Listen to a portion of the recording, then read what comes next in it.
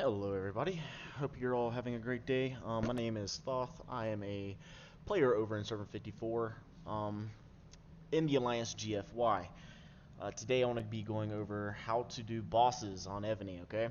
So, I got about 9 bosses, 1 through 9 found on the map. Higher ones are a little harder to come by because everybody rallies them, especially big alliances like myself. So, going from the very beginning here, you got the level 1 boss zombie. Super easy to kill, takes nothing. Like, you should be able to kill it, keep 10, and go about your day. Um, Same thing, probably with B2s, your B3s, B4s, and my first experience started with difficult bosses was probably around B5, which is where I'm currently at. Nowadays, I have a really good general, easy to kill. So, speaking of generals, let's go into that. So, I kind of double up my Cav general for PvP as well for PvE. Um, so I'm currently using, if I scroll on down here, I have Martinez. All right, I'm using the mounted troop defense, mounted troop HP, and the march size skill books, and then of course you get his automatic uh, skill here. Mounted troops that are led by the general is increased by 25%. That's their attack, and the general, if he brings the dragon from the pasture, they'll get an additional 15%. So if you see here, I'm using Fafnir, same thing. He's from the pasture, so he gets that additional 15%.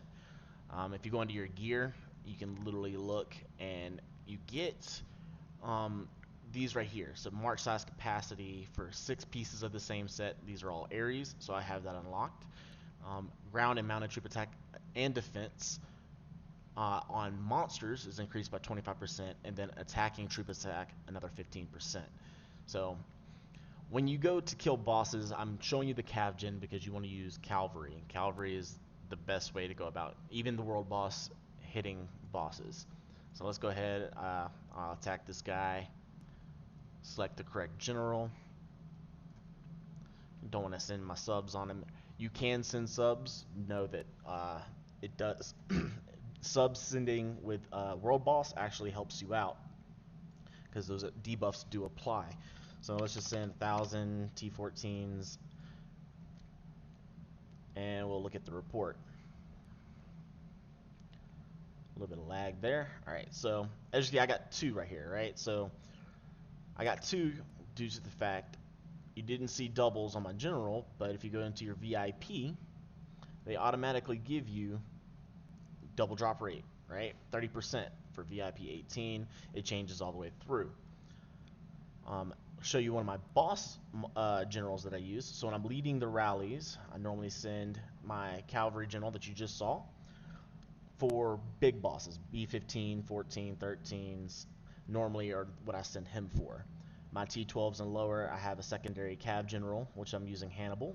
He's built a little differently. So he's got the full dragon set. He's getting additional 10% attack there. He's debuffing monsters' attack and defense. And then down here I'm using the mounted troop attack against monster skill book, mounted troop HP against monster, and that march size capacity again. And then I'm through on this bad boy, Bird of Hurricane, because if you notice, you get additional drop rate from him as well.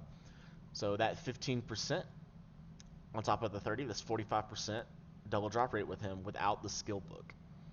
And then you can also, there are rings that do the same thing. They'll give you additional drop rate. Let's see, like here. Double drop rate, 26% there. And if you see, this is my long distance general. I'm using him for longer marches, about 300 plus kilometers out. And that's why I have my boots here. You've got that march speed. You got your troops being increased there. Down here I put march speed there, and then march speed to monsters, and then you can even go ahead and go into your actual gear here, and you can use march speed there, or even march speed to monsters. Either one of those will work. Normally you want to go monsters just because it gives you more speed. So back into those generals, I have that long distance general. So march speed is kind of important if you're leading the rally, right? You don't want to have some slow moving 10-minute march to a boss. So work on those march speeds. Now, if you want to just join bosses, right? Say I have an alliance member rallying a B-15.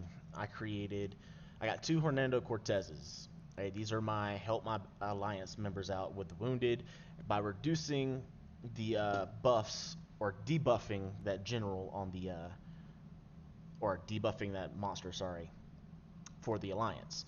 So if I go into here, I'm running 4-piece dragon, all right, because that's going to debuff 10%. His automatic skill gives you monster attack debuff by 5%, so that's 15% there. And then if you look here, monsters attack another 5% for the general leg and general boots. And then, of course, I went ahead and I have the double drop rate, 28% for the ring. And then I have luck, that's another 18%. And then, of course, you got that 30% for my VIP. So sending him, you're going to get more than a 50% chance of getting a double drop. Now, if you want to not worry, you got a lot of rallies going on within your alliance, you want to just go ahead and don't not worry about that return march, so you're able to join more bosses, or more bosses. Make sure you have the preset of 1 troop. If my game will load. I'll hate that. Alright. So you go into your march presets and just go ahead and set that first preset up for 1 troop. Right now I have Nathaniel Green as my general because I like to save stam. He's a great general. If you got a lot of rallies going, you can just use him and save a massive amount of stamina. But when you 1 troop it, I send 1 warrior, right? And that 1 warrior will die whenever they hit that boss, and then you don't have to worry about that return march. So getting 1 troop without a general, you march there, but you do not have to worry about that march back. Like I said, Nathaniel Green, I use him for his ability, and that's reducing the stam cost. I go down here and find him and show you guys exactly what he does. There he is. So, Nathaniel Green reduces stamina cost by 25% when he's leading the army to attack monsters, right? And of course, I got the march speed and the luck with him as well. And another thing you guys need to know is when you're trying to lead rallies and that march speed, and it's really slow, if even your monarch gear isn't helping you, cultivate the general. Cultivating the general is going to massively help out, because I will go to my Hao Quibing, and if you go to cultivate and you look here, leadership, 31% march speed increase. So by cultivating and getting that leadership up, you're going to get that march speed up. So you got that 30% on top of his skill, reducing the marching time by a total of 20%. So great tool, great way to use him. Just if you feel like refining, I wouldn't suggest refining and wasting refines on march speed for boots and things like that, because you're gonna need that for your actual PvP generals. Even your cav gen for PvE, you're gonna want to refine them. So you can do march speed on the boots, get super quick march speeds, but really isn't worth it. If you're around 3 to 5 minutes for a 300 kilometer, you're looking at a pretty good spot. All right, so went over leading, went over some joining. There's one other thing that kind of helps with bosses, and that's one of the talents. I think yes, mortality. So grants you a troop death rate capacity when attacking monsters to protect your troops. So if you do not have this on, you're going to take more wounded. Basically what this is doing is reducing the wounded drastically. So definitely if you're leading bosses, you're going to want this, especially if you're already taking wounded. It's going to reduce those wounded numbers. Also, while I'm here, go ahead and look. I got all cav monarch gear on. This is going to increase your cav buffs when you're hitting monsters. So when you're boss hunting, leading boss rallies, things like that. Put your Cav Monarch gear on. Make sure you're using your Cav Generals for the big bosses, and you're going to be good. So let's talk numbers about how much I normally send. I'm a bit bigger when it comes to players, but I'll kind of go off memory of how much it took back in the day. So level 9 Minotaurs. Oh, someone already took this one. So a B9, I would normally send 50,000 T14s. You could send, it doesn't have to be a max cab gen or anything like that. You can literally send like a Hernando or something, and it should wipe. Be good to go. 50,000 T10 and below is normally what I, or not T10, B10 and below is what I normally send. I can actually, I mean, I can show you it. If you'll get to a point when you got awesome calf buffs and stuff that you can attack a B8 with literally 2,000 troops and take very little losses. But the goal is not to take any losses. You don't need to waste speeds on boss hunting, unless they're bigger bosses, which is kind of inevitable. B15s, they're still massive players. 10 bill plus accounts still taking wounded from them. But yeah, see here, I took 28 wounded troops with 2,000 on a B8, and that's T14.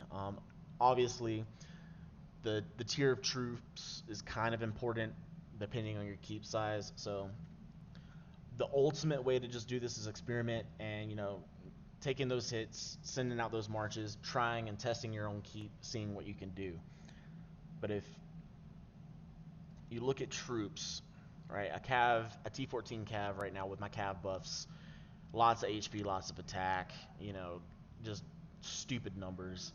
And you notice, let's just focus on attack. 26,000, almost 27,000 on attack. You go down here, look at a T13, about a 4,000 drop from there, and then your T12s, another 4,000. Like, they get pretty weak as you go. So the higher up, the better.